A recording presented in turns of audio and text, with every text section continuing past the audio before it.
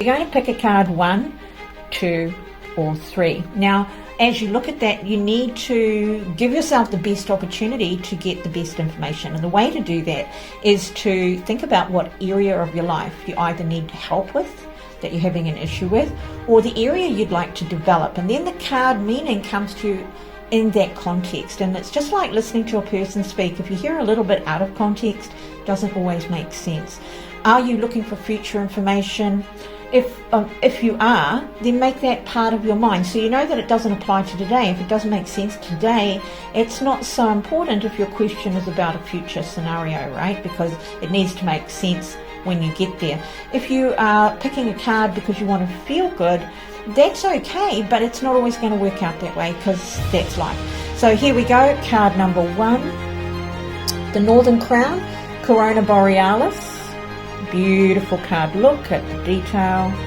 Look at that sky. You can see that asterism.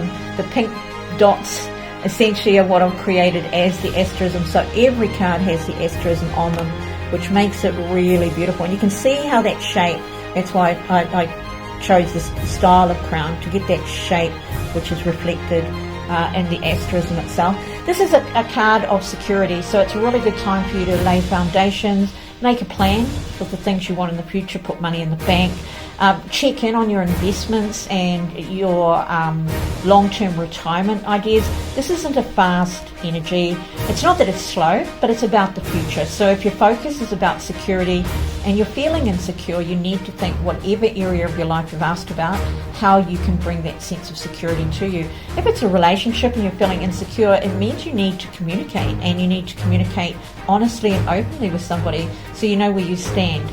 If you don't communicate when you're feeling insecure, the chances are you'll act out that insecurity in forms of jealousy, in forms of grumpiness, in forms of avoidance, like not showing up when you should because you don't really know what to do about things. We get a bit fatalistic, and to take pressure off ourselves, we do things to avoid pressure. That's normal for pretty much every human being. So one of the things to understand with this card is that you're better off knowing if there's an insecurity that's real and you need to exit something, whether it's a job, or make new plans for your future based on what you know rather than based on your fears. And it can also mean that you find out that your fears have no base, they're baseless, and that you can carry on and you can take your life forward feeling now more comfortable and more secure. If you've got somebody, if you're in a job and your job is not as secure as it could have been, asking the right question of the right person. I've got a bit of advice on this one because it's come up a lot for my clients in the last 12 to 14 months, actually 2 years really, that if you don't know what your company's doing, if you don't know how well they're doing or if they're going to survive or keep your job, don't listen to the gossips, because I've had queries time and time again where I've said, no, you're all right, no, you're all right, no, you're all right. I don't see this company shutting you down. They will change how they do things, but. And I've said this repeatedly to different clients, and in the end, right now, it's proven and borne out to be true, while people have been rumour milling their own fears. So be watching out for this card because it can develop or show insecurities, but the point of it is for you to shore up those insecurities and make sure you're fine. If you have financial insecurity, you need to make sure that you have money in the bank, right? So start putting money in the bank. By the time you get even a little bit, by the time you get a few months down the track, you're going to feel calmer inside yourself, because nobody likes to be caught on the hop financially. Nobody likes to be caught on the hop in a relationship. Nobody likes to be caught on the hop in their job, in their career, or in their life. So this isn't about over planning or micromanaging. It's about understanding your own insecurity. And if you have a financial insecurity, there's only one way to deal with it, and that's to inure yourself. That is to have a buffer. That is to have a space between that insecurity and what it represents. Card number 2, here we go. We have Libra, the scales. Now, while this is always and usually read as a balancing thing for Libra in general, that's not the truth of it, not totally. Yes, it's scales, and yes, there is some element of give and take, but they're all of the two sides, if you like. So you've got give and take. Then you've got balance, as in this part of your life, and another part of your life, which is still give and take. When this appears, if this was your choice, it suggests right now you need to be a bit more decisive. about what is working, what isn't, what you want, and how to go forward with something. This indecision tendency, which can play into the scales, where it's sort of up and down a little bit, doesn't help you if you're planning for a future. If you've got a few things that you're milling over in your mind, then it's a really good idea to just pick one. And don't worry about which is the best one. Just pick one. Because while both of them are there, neither of them are going to work out and neither of them are good. Understand that. Sometimes you just need to hard nose it and narrow down your focus and think about what it is you want at the end and the best process to get there. If you worry about the end right now, and then you are looking at the potentials of how to get there, I could do this and this and this, you are going nowhere fast.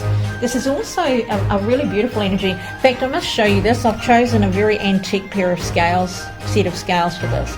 If you have a look at them, we weight the scales. You see, we decide just how they're going to function based on this balance and this balance here. This isn't something that's out of our control, but it can offer the idea of value, and value is intrinsic to Libra. What am I getting out of this compared to what I'm putting into this? And that's your give and take. And if this is your card, aside from the decisions, if that's not your problem, you probably need to ensure that the value of your efforts is returned to you. Now, that's not financial always. That can be returned to you in levels of satisfaction, feeling good about yourself, feeling good about your life. If somebody wants to go out and dig potatoes for a living, and that's all they want to do, they like physical work, they like to be outside, they enjoy that aspect, and they get paid okay for it. They're not paid worse than anybody else, that's for sure, and they get paid okay for it. Then this is the time to decide, this is what I really love, and my value is in doing what I love, not pushing myself to be in an environment I don't enjoy. So this is kind of important in that arena for you, if this was the choice that you made. And then we move on to card number 3, and we have the fishes. We have Pisces reversed. Now, these are the original fish, by the way, that apparently walked out of the sea. That is our history. That is our archaeology, or whatever you call it. So it's a powerful, powerful thing to look at something like that and go, wow, these are still existing today, and they have been on our planet for millions of years. Think about that, let it roll in. The birth of many of our fish species, probably. In reverse, you could find or feel that something's breaking apart, whatever you asked about, whatever was on your mind. As something starts to fall apart, that doesn't mean it has to come to an end, but you need to be honest today. Right now, as you're thinking about that and what you asked about, is it time? So when something reaches its potential, it doesn't evolve anymore. Evolution. It doesn't evolve anymore. It doesn't become something better. It doesn't become something amazing. And it doesn't become what you envisioned it would become if it starts to break down. There's a reason things break down, whether that's a business, a relationship, a family. There's always a core issue. There's a core something going on that isn't able to develop, prevents development. When you've got that going on, if this was your choice today, then you need to isolate it and look at it for what it really is. If there's a lack of forgiveness, if there's a lack of comparable standards and values, which happens, if you want something different to what somebody else wants in a business project or a personal relationship, if you just don't get on that well in general, then sometimes a breaking of bonds is necessary for both of you to move on, for a company to grow. This is a sort of card that comes in when there are sackings, by the way, when there is a downsizing, because it creates its own change. But you must break something. You must have chaos before you can grow something. And it's one of those kinds of energy. It's kind of big energy. And so if you chose this today, you may need to focus on what is it you need to break down if you're feeling stuck, especially if you're feeling stuck in any area. Something needs to be broken down. Many times, I have told women in particular, because that's my major clientele, but I've told a man or two this too.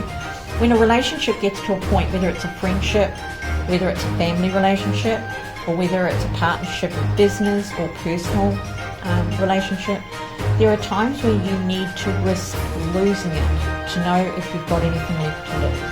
That is to say, if you push a boundary or if you push a point because you know you need to have this area or aspect grow for the relationship to keep going, or to grow or end up where you envision it will end up. If you don't ask that question, if you don't put that question to somebody else, then it's probably because inside yourself you know that the answer isn't going to be great. And that means that you're now just literally wasting your time. And to bring that back to your power, to your own power, is to acknowledge that I'm okay with hearing something I don't want to hear, because there's another possibility with it. It could give you a way to resolve something so that it can grow when you know what the real problem is. So I think these are quite vital energies when we get into this kind of card and this kind of a reading. So if that was your choice today, there's a little bit of work in there, but see how you go. Please note that acceptance is the key to true spirituality. And acceptance isn't about putting up with something, and it's not about missing out on something because it's not on offer. It's about accepting that this is how it is. It's about accepting that this is what that person is right now. This is where they're at. This is what they envision for themselves. When we assume that somebody else has the same vision as us, we stay in something hoping. We're trading, we're bargaining. I've got a real bugbear about bargaining. This week I brought it up a lot with clients, and I brought it up in my classes. So be focused on that. When you start bargaining, you've already lost. It's over. Your bargaining is about you dropping your standards. It's about you giving up on your dreams. It's about you letting go of your values. And that will never go well for you. And that's my final message. Ciao for now.